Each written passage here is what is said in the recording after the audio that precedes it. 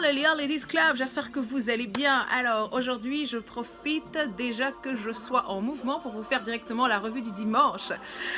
Déjà pour toutes celles qui nous rejoignent, bienvenue dans le Lear Ladies Club. Qu'est-ce que c'est que le Lear Ladies Club? C'est le groupe Facebook où on se retrouve pour pouvoir parler de peau, de cosmétiques, de revues, de suivi, où je vous présente les produits qui se trouvent dans mon vanity, ce que je peux utiliser quand je suis en déplacement, et où je fais des revues de produits parce que vous savez que je ne conseille pas que les produits l'atelier Lior, je conseille aussi d'autres produits et donc ici c'est l'endroit où je vous montre en fait tous les produits que je teste avant de pouvoir vous les conseiller. Voilà, vous savez tout. Aujourd'hui, on va parler d'un sujet qui va certainement vous intéresser parce que c'est quelque chose que je reçois régulièrement comme question et je trouve ça normal parce que c'est pleinement dans l'air du temps. On va parler de protection solaire. Ok. Pour celles qui viennent d'arriver, pour celles qui sont au fond, pour celles qui ne suivent pas, mais ça ne vous concerne pas, je rappelle que très souvent, moi, dans mes préconisations, je sépare rarement les deux.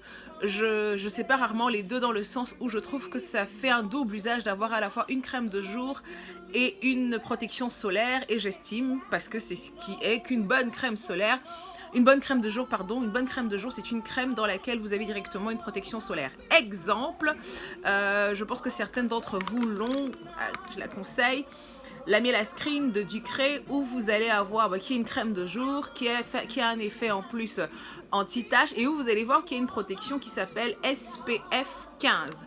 Maintenant, c'est de ça dont nous allons parler. Commençons par le commencement. Qu'est-ce qu'une protection solaire? Déjà, il faudrait que vous sachiez quelque chose. La meilleure protection solaire qui existe au monde s'appelle un vêtement. Pourquoi? Parce que le vêtement sert déjà de protection donc à la peau, à l'épiderme et donc à la peau et permet à ce que tout ce qui revient là-dessus soit réfléchi. Donc c'est la meilleure protection solaire au monde. Sauf que vous ne pouvez pas mettre de vêtements sur votre visage, sauf si vous baladez H24 avec une cagoule. Et ça ne regarde que vous. Mais nous, les gens normaux qui ne voulons pas le faire, nous sommes obligés de porter une protection solaire. Alors, pourquoi il faut se protéger du soleil? Parce que vous savez que dans le soleil, vous avez différentes choses, notamment des ultraviolets. Et il y a 3 types d'ultraviolets, les UVA, les UVB, les UVC. Alors, j'en parle parce que généralement, on ne parle que des UVA et des UVB. Sachez qu'il y a les UVC, mais on n'en parle juste pas parce que ceux-là, qui sont extrêmement nocifs, ne traversent pas la couche d'ozone. Donc, ça ne nous concerne pas, mais ça existe quand même. Du coup, nous, on se focalise sur les UVA et les UVB. Les UVB, B comme bronzer, c'est le meilleur moyen mémotechnique. C'est celui-là qui permet de bronzer ou qui cause le bronzage, indépendamment du fait que vous aimiez bronzer ou pas. Des UVA et des UVB.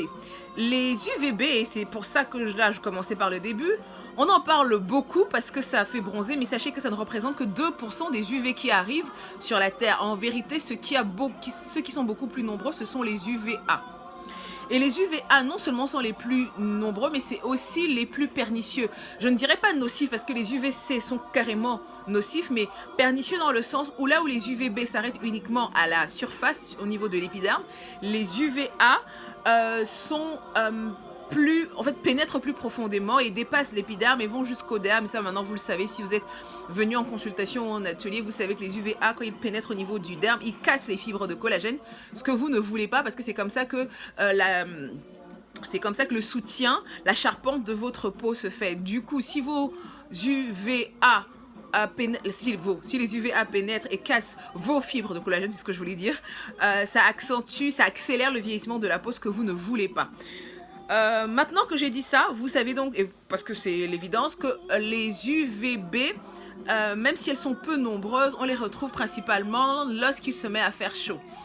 Il y en a quelques-uns en automne, un peu en hiver, mais au printemps et en été, vraiment, vu que l'intensité lumineuse augmente, il y en a beaucoup plus.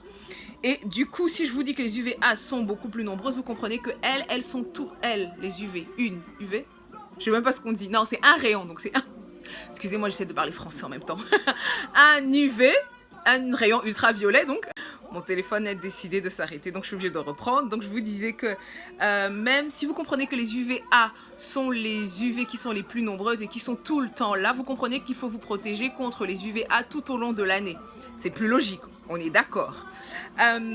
Du coup, pour moi c'est vital et c'est pour ça que je vous le conseille à chaque fois d'avoir le réflexe d'avoir une crème de jour où il y a directement une protection solaire. Maintenant vous comprenez pourquoi, parce que si en plus de la crème de jour je vous recommandais une crème solaire, vous ne penseriez pas à faire ce geste spontanément en hiver ou en automne. Alors que si c'est directement intégré à votre crème de jour, vu que vous mettez votre crème de jour, automatiquement vous allez vous protéger. On est d'accord, ça fait sens tout ce que je dis. Très bien. Maintenant, alors oui, parce que ce serait bien que j'en parle, parce que du coup, souvent j'ai la question. SPF, qu'est-ce que ça signifie? Sun Protector Factor, ou encore facteur de protection solaire, ou encore IP, indice de protection. J'en parle parce que c'est différentes appellations que vous pouvez trouver sur vos crèmes. À partir du moment où vous voyez SPF, vous voyez IP, vous voyez FPS, facteur de protection solaire, c'est bon, c'est super, ça signifie que dedans il y a un facteur qui va protéger contre le soleil. Vient la grosse question maintenant de est-ce que les noirs doivent porter une protection solaire ou pas? Je n'y réponds plus parce que maintenant je sais que vous le savez, je le dis, je le répète. Celles qui sont au fond, je sais que même en étant au fond, vous suivez, vous avez la réponse à cette question. Je passe directement à ce qui nous dérange souvent quand il s'agit de protection solaire. C'est ce petit film blanchâtre qu'on retrouve qui chez certaines ne pose aucun problème. Je parle notamment de mes Lady qui sont caucasiennes, mais pour les autres, crée ce film grisâtre qu'on ne veut pas avoir et c'est ce qui souvent nous décourage et nous empêche de mettre une protection tout au long de l'année. D'où ça vient? Ça vient du fait qu'il existe deux types en fait de filtres dans ces facteurs de protection solaire. Vous allez avoir des filtres organiques ou des filtres chimiques. Alors je précise aussi pour celles qui sont au fond, chimiques dans ce cas, chimique en général déjà c'est pas quelque chose de mauvais, de nocif. Mais dans ce cadre encore, ce n'est pas mauvais du tout. En fait, le chimique s'oppose à minéral, c'est uniquement ça, parce que vous allez avoir les filtres chimiques qui sont organiques ou les filtres minéraux qui eux sont physiques. C'est plus dans ce sens, ou inorganiques, c'est dans ce sens que ça s'oppose. Donc vous allez avoir les filtres minéraux qui eux je vais commencer par les autres. Les filtres chimiques qui eux ont la capacité d'absorber les rayons UV et donc ne laissent pas de film blanchâtre. Et vous allez avoir les filtres minéraux qui eux sont, comme vous avez compris, des filtres physiques et qui laissent un film. En fait, ils protègent la peau parce que eux, ils créent un film sur l'épiderme et c'est ce film-là qui réfléchit la lumière. Ce n'est pas pareil. Dans un cas, vous avez quelque chose, des composés qui absorbent les rayons ultraviolets et dans l'autre cas, vous avez un film qui est créé, donc une protection physique où le soleil vient et se reflète, se réfléchit, donc est renvoyé. C'est pour ça que sur les filtres minéraux qui correspondent généralement à l'oxyde de zinc ou au dioxyde de titane, vous allez avoir ce film blanchâtre là. C'est ce film blanchâtre qui est en fait la protection solaire. Et ça, les personnes qui ont la peau noire ne veulent pas en mettre parce que justement ça grise leur teint. Donc, je vais m'arrêter là et je vais vous montrer directement des produits parce que sinon je peux parler de fil de protection solaire pendant 15 ans et vous savez mon challenge, mon défi, c'est de faire moins de 10 minutes. Parce que je sais que dans mes Lady, il y a à la fois des caucasiennes, des noirs et d'autres personnes, je préfère vous montrer les différents types de protection que vous pouvez avoir. Donc j'ai déjà montré celle-là, qui est la crème de jour, l'une que je conseille régulièrement, qui a un filtre chimique, je le précise. Vous allez avoir pareil la SkinCeuticals Kalki et moi, la crème que je vais utiliser au quotidien, qui a un SPF 30. Alors, pourquoi moi, je prends quand même une SPF 30? Parce que je l'ai précisé sur celle-là, elle a en fait un effet brightening. Du coup, l'effet brightening contrebalance avec le fait que l'indice de protection soit beaucoup plus élevé, par exemple, que sur celle-là. Donc, ça, c'est pour les filtres chimiques. Maintenant, vous allez avoir les filtres minéraux. Vous avez compris maintenant ce que c'est. Et vous allez avoir une crème, une crème protection solaire. Alors, du coup, c'est pas une crème de jour, celle-là. C'est une protection solaire, comme celle-là de chez Kiehl's. Et vous voyez, c'est marqué, je ne sais pas si vous le voyez, c'est marqué 100% Mineral Base UVA UVB. C'est marqué là, mais je ne sais pas, ma youtubeuse. Anyway, je crois que vous le voyez à l'envers, vous, mais vous pouvez me croire. Et ça a un indice de protection de 50. La particularité, c'est peut-être des UV minéraux, mais c'est très léger en fait. Alors du coup, faudrait que je l'ouvre, mais j'aurai pas le temps. Mais je vais vous faire juste écouter le bruit et je vais l'ouvrir quand même si pour moi c'est pas exactement ce qu'il faudrait. Hop, Vous allez voir, elle laisse le film blanchâtre. Chez moi, c'est juste un no way. Je peux pas l'avoir, je peux pas l'utiliser. Vous allez me dire, bah tu peux pas l'utiliser, Fanny, alors pourquoi tu l'as? Bah je l'ai parce que je la conseille, je la teste quand même, hein, pour mes Yearly Lady caucasiennes. Avant de vous conseiller quoi que ce soit, je dois l'utiliser. Et vous avez, et je pense que je l'ai montré déjà l'année dernière, mais sinon je remontre, vous avez, c'est pas l'équivalent, mais vous allez avoir cette bébé crème là, bébé cream, chez Kiehl's, qui a un SPF de 50, ne laisse aucun filtre, ne laisse aucune couleur, et est carrément déjà teintée. Alors, paf, paf, paf, paf. Je monte. Et finalement, vous ne voyez plus rien. Celle-là, c'est celle que moi, j'utilise tout au long de l'été. Parce que ça me fait à la fois office de protection solaire. Et comme c'est teinté, quel que soit le cas, je sais que c'est parfait. Et c'est un SPF 50. Oups, voilà. Et pour terminer, vous savez, si vous ne savez pas, je vous le dis, que les SPF s'additionnent. Donc, du coup, ce que moi, je fais, une fois de plus, et c'est à titre... je vous donne juste ce conseil-là.